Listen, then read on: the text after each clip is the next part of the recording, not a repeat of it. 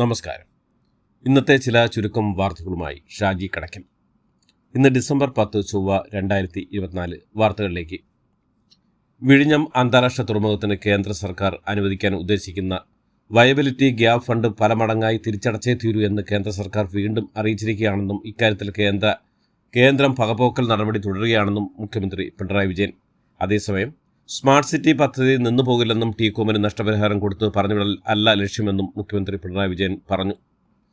വയനാട് ദുരന്തത്തിൽ കേന്ദ്ര സഹായം വഹിക്കുന്നതിനെതിരെ മുഖ്യമന്ത്രി പിണറായി വിജയൻ ഉത്തരവാദിത്തത്തിൽ നിന്ന് കേന്ദ്രം ഒളിച്ചോടുകയാണെന്നും കേരളം കണക്ക് നൽകാത്തതുകൊണ്ടാണ് കേന്ദ്രം സഹായം അനുവദിക്കാത്തത് എന്ന വാദം തെറ്റാണെന്നും അമിത്ഷാ എല്ലാവരെയും തെറ്റിദ്ധരിപ്പിക്കുകയാണെന്നും മുഖ്യമന്ത്രി പറഞ്ഞു.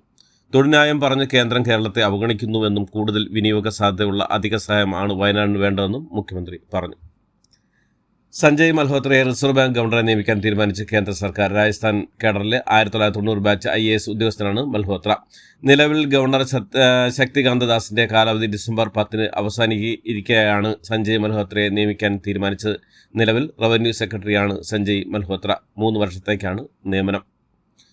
മുനമ്പം വിഷയത്തിൽ പരസ്യ പ്രസ്താവനയ്ക്ക് വിലക്ക് ഏർപ്പെടുത്തി മുസ്ലിം ലീഗ് നേതൃത്വം. KM ഷാജിക്ക് പിന്നാലെ ET മുഹമ്മദ് ബഷീർ മുനമ്പത്തേക്ക് വഖഫ് ഭൂമിയാണെന്ന വാദവുമായി രംഗത്ത് വന്നതോടെയാണ് ലീഗിന്റെ വിലക്ക്. മുനമ്പം ഭൂമി പ്രശ്നത്തിൽ പാണക്കാട് തങ്ങൾ ഇടപെട്ടത് ചൂണ്ടിക്കാട്ടി KM ഷാജി തന്റെ വാദം ആവർത്തിക്കുകയും ET മുഹമ്മദ് ബഷീർ അത് ഏറ്റുപിടിക്കുകയും ചെയ്തു. ഇതോടെയാണ് ലീഗ് നേതൃത്വം ആദ്യം ഈ നേതാക്കൾ പറഞ്ഞത് കാര്യമാക്കേണ്ടില്ലെന്നും പിന്നീട് പരസ്യ പ്രസ്താവന വിലക്കുന്നതായും അറിയിച്ചത്.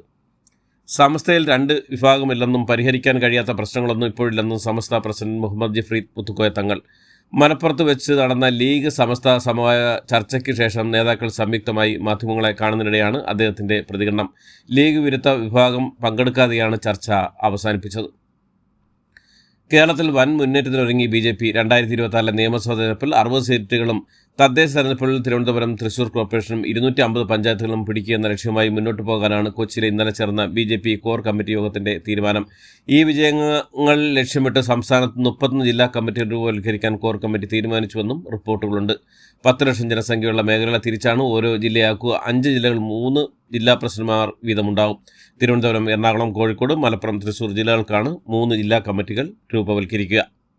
സംസ്ഥാനത്തെ ഡ്രൈവിംഗ് ടെസ്റ്റുകളുടെ രീതിയിൽ മാറ്റം വരുന്നത് പരിഗണനയിലാണെന്ന് ഗതാഗത commissioner CH Nagaraju.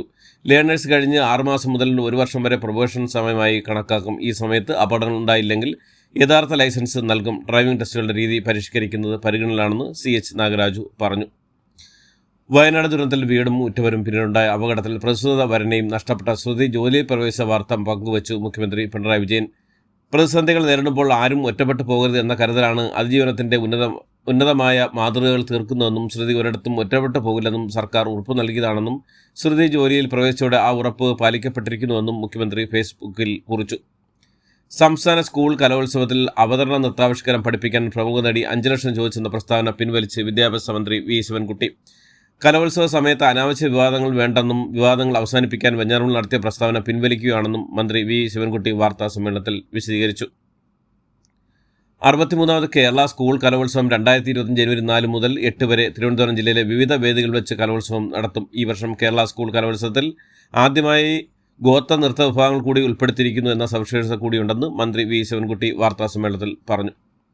2021 JC Daniel പുരസ്കാരം സംവിധായകൻ ഷാജി N കരുണിന്. സംസ്ഥാന സർക്കാരിന്റെ പരമോന്നത ചലച്ചിത്ര പുരസ്കാരമാണ്. 5 ലക്ഷം രൂപയും പ്രശസ്തി പത്രവും ശില്പവും അടങ്ങുന്ന JC ഡാനിയൽ അവാർഡ്. സാംസ്കാരിക വകുപ്പ് മന്ത്രി സജി ചെറിയാൻ വാർത്താക്കുറിപ്പിലാണ് പുരസ്കാരം പ്രഖ്യാപിച്ചത്.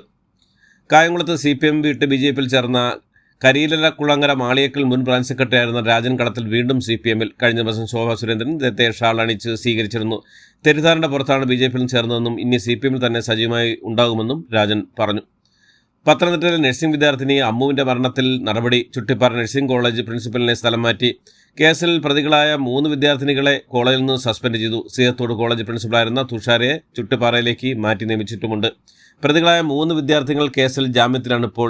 നഴ്സിംഗ് വിദ്യാർത്ഥിനി അമ്മു സജീവിന്റെ മരണത്തിലെ കോളേജിലെ മനഃശാസ്ത്ര വിഭാഗം അധ്യാപകനെ പോലീസിൽ പരാതി നൽകിയ കുടുംബം. പ്രൊഫസർ സജി കേസിലെ പ്രതികളായ വിദ്യാർത്ഥികൾക്കൊപ്പം ചേർന്ന് അമ്മുവിനെ മാനസികമായി പീഡിപ്പിച്ചു എന്നാണ് ആരോപണം. ഹോസ്റ്റൽ മുറിയിൽ അമ്മു എഴുതി വച്ചിരുന്ന കുറിപ്പും കുടുംബം പുറത്തുവിട്ടു. ഹോസ്റ്റലിൽ അമ്മുവിന്റെ വസ്തുവകളിൽ നിന്ന് കിട്ടിയ കുറിപ്പാണ് കുടുംബം പുറത്തു വിട്ടത്. അസ്വാഭാവിക ലൈംഗിക പീഡന കേസിൽ സംവിധായകൻ രഞ്ജിത്തിനെതിരെയുള്ള തുടർ നടപടി കോടതി സ്റ്റേ ചെയ്തു. കോഴിക്കോട് സ്വദേശിയായ യുവാവ് നൽകിയ പരാതിയിൽ കേസ് തീർപ്പാവുന്നവരെ തുടർ നടപടി പാടില്ലെന്നാണ് കോടതി ഉത്തരവ്. കേസ് റദ്ദാക്കണമെന്നാവശ്യപ്പെട്ട് രഞ്ജിത്ത് നൽകിയ ഹർജിയിലാണ് ഇടക്കാല ഉത്തരവ്. ICDS സൂപ്പർവൈസർ തസ്തികയിലേക്ക് അപേക്ഷിക്കുന്നവരിൽ നിന്ന് SLCയും 10 വർഷം പ്രവൃത്തി പരിചയമുള്ളവർക്കായി 29% കോട്ടയിൽ അധിക യോഗ്യതയുള്ളവരെ ഒഴിവാക്കണമെന്ന ഹർജിയിൽ സുപ്രീംകോടതി നോട്ടീസ് അയച്ചു. കേസിൽ തൽസ്ഥിതി തുടരാനും സുപ്രീംകോടതി നിർദ്ദേശിച്ചു. കേരള ഹൈക്കോടതി ഉത്തരവിന് എതിരായ ഹർജിയിലാണ് നോട്ടീസ്. 1991 ആരാധനാലയ നിയമം റദ്ദാക്കുന്നതിന് CPM സുപ്രീംകോടതിയെ സമീപിച്ചു. ആരാധനാലയ നിയമം ഇന്ത്യയുടെ മതേതര അടിത്തറ സംരക്ഷിക്കുന്നതാണെന്ന് സുപ്രീംകോടതിയിൽ ഫയൽ ചെയ്ത കക്ഷി ചേരൽ അപേക്ഷയിൽ CPM ചൂണ്ടിക്കാട്ടിയിട്ടുള്ളത്. നടൻ ദിലീപിന്റെ ശബരിമലയിലെ VIP ദർശനത്തിൽ വിവാദത്തിൽ ഖേദം പ്രകടിപ്പിച്ച സോവറൻ സ്പെഷ്യൽ ഓഫീസർ മനഃപൂർവ്വമല്ലാത്ത പിഴവ് സംഭവിച്ചുവെന്ന് ഹൈക്കോടതി സമർപ്പിച്ച സത്യവാങ്മൂലത്തിൽ പറയുന്നു. ഇത്തരം സംഭവങ്ങൾ ഇനി ആവർത്തിക്കാതിരിക്കാൻ ശ്രദ്ധിക്കുമെന്നും അദ്ദേഹം കൂട്ടിച്ചേർത്തു. സംവരണം മതാടിസ്ഥാനത്തിൽ ആകരുത് എന്ന സുപ്രധാന നിരീക്ഷണവുമായി സുപ്രീംകോടതി 2010 ശേഷം ബംഗാൾ തയ്യാറാക്കിയ OBC പട്ടിക റദ്ദാക്കിയ കൊൽക്കത്ത ഹൈക്കോടതി വിധിക്കെതിരായ ഹർജി പരിഗണിക്കുമ്പോഴാണ് സുപ്രീംകോടതിയുടെ ഈ നിരീക്ഷണം. മുംബൈയിലെ കുർളയിൽ ബസ് വാഹനമിടിച്ചുണ്ടായ അപകടത്തിൽ 3 സ്ത്രീകൾ ഉൾപ്പെടെ 4 പേർ മരിച്ചു. മണിപ്പൂർ കലാപത്തിൽ കത്തിച്ചതും കൊള്ളയടിക്കപ്പെട്ടതുമായ സ്വത്തുക്കളുടെ സ്ഥിതിവിവര കണക്കും പ്രതികൾക്കെതിരെ സ്വീകരിച്ച നടപടികളും വിശദീകരിക്കാൻ മണിപ്പൂർ സർക്കാരിനോട് സുപ്രീംകോടതി നിർദ്ദേശിച്ചു. രാജ്യസഭാ ചെയർമാൻ ജഗ്ദീപ് ധൻഖറിനെതിരെ അവിശ്വാസ പ്രമേയം കൊണ്ടുവരാൻ പ്രതിപക്ഷ പാർട്ടികൾ ചർച്ചകൾ ആരംഭിച്ചതായി റിപ്പോർട്ടുകൾ. തമിഴ്നാട് സർക്കാരിൻ്റെ കലൈഞ്ചർ മകളർ ഉരുമേ തൊഗൈ പദ്ധതിയിൽ നിന്ന് 1.2 ലക്ഷം സ്ത്രീകൾ പുറത്തായി. കഴിഞ്ഞ സെപ്റ്റംബറിൽ ആരംഭിച്ച പദ്ധതിയിൽ സ്ത്രീകൾക്ക് മാസം തോറും 1000 രൂപ വീതം ധനസഹായമാണ് ലഭിച്ചിരുന്നത്. ഏറിയ പങ്ക് ഗുണഭോക്താക്കൾ പുറത്തായത് മരണത്തെ തുടർന്നാണെന്ന് the New Indian Express report വിശദമാക്കുന്നത്. ഒഡീഷയിലെ ബാലിഗുഡിയിലെ 252 അംഗനവാടികൾ വിതരണം ചെയ്ത പുഴുക്കളും ക്ഷുദ്രജീവികളും ഓടി നടക്കുന്ന ഗോതമ്പും ചത്തുമാവും പ്രത്യേക പോഷകാഹാര പദ്ധതിയുടെ കീഴിൽ വിതരണം ചെയ്യുന്ന ഭക്ഷണപദാർത്ഥങ്ങളിലെ പോരായ്മകളെക്കുറിച്ച് പരാതി പതിവാകുമ്പോഴാണ് ഒരു മാറ്റവുമില്ലാതെ ഉപയോഗിക്കാനാവാത്ത ഉൽപ്പന്നങ്ങൾ അംഗനവാടിയിലേക്ക് വീണ്ടും എത്തുന്നതാണ് ദേശീയ മാധ്യമങ്ങൾ റിപ്പോർട്ട് ചെയ്യുന്നത്. ഒരു രാജ്യം ഒരു തെരഞ്ഞെടുപ്പിൽ ബിൽ ഈ പാർലമെന്റ് സമ്മേളനത്തിൽ തന്നെ അവതരിപ്പിക്കാൻ സാധ്യത. ബിൽ അവതരിപ്പിക്കാൻ സർക്കാർ തയ്യാറാണെന്ന് ദേശീയ മാധ്യമങ്ങൾ റിപ്പോർട്ട് ചെയ്തു.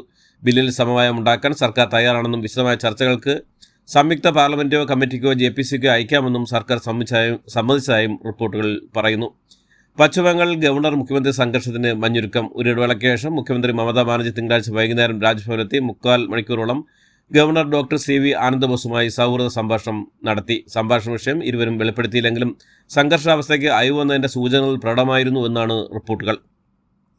US പ്രമുഖ ആരോഗ്യ ഇൻഷുറൻസ് കമ്പനിയായ യുണൈറ്റഡ് ഹെൽത്തിൻ്റെ CEO ബ്രയൻ തോംസന്റെ കൊലയാളി എന്ന് സംശയിക്കുന്ന ആൾ പിടിയിൽ. 26-കാരനായ ലൂയിജി മാഞ്ചിയോണി എന്നയാളെയാണ് പെൻസിൽവേനിയയിലെ ആൾട്ടൂണ എന്ന സ്ഥലത്ത് വെച്ച് പോലീസ് അറസ്റ്റ് ചെയ്തത്. ലോക ചെസ് ചാമ്പ്യൻഷിപ്പിൽ നിർണായക 12ാം റൗണ്ടിൽ മത്സരത്തിൽ ഇന്ത്യൻ ഗ്രാൻഡ് മാസ്റ്റർ D ഗുകേഷിനെ പരാജയപ്പെടുത്തി ചൈനയുടെ ഡിങ് ലിറൻ. ഇതോടെ ഇരുവരും പോയിന്റിൽ 6.6 എന്ന നിലയിൽ ഒപ്പത്തിനൊപ്പം എത്തി. ആഗോളതലത്തിൽ ശതകോടീശ്വരന്മാരുടെ എണ്ണത്തിൽ ഇന്ത്യ 3ാം സ്ഥാനത്ത്. ശതകോടീശ്വരന്മാരുടെ എണ്ണത്തിൽ അമേരിക്കയും ചൈനയ്ക്കും തൊട്ടുതാഴെ ഇന്ത്യയാണെന്ന് UBS ബില്യണർ അംബിഷൻസ് റിപ്പോർട്ടിൽ പറയുന്നു. പുഷ്പയ്ക്ക് ശേഷം എത്തുന്ന രശ്മിയുടെ ഏറ്റവും പുതിയ ചിത്രമാണ് ദ ഗേൾഫ്രണ്ട്. ചിത്രത്തിൻ്റെ ടീസർ അണിയർ പ്രവർത്തകർ പുറത്തുവിട്ടു. ഇതോടുകൂടി ഇന്നത്തെ വാർത്തകൾ അവസാനിക്കുന്നു. എല്ലാവർക്കും നന്ദി, നമസ്കാരം.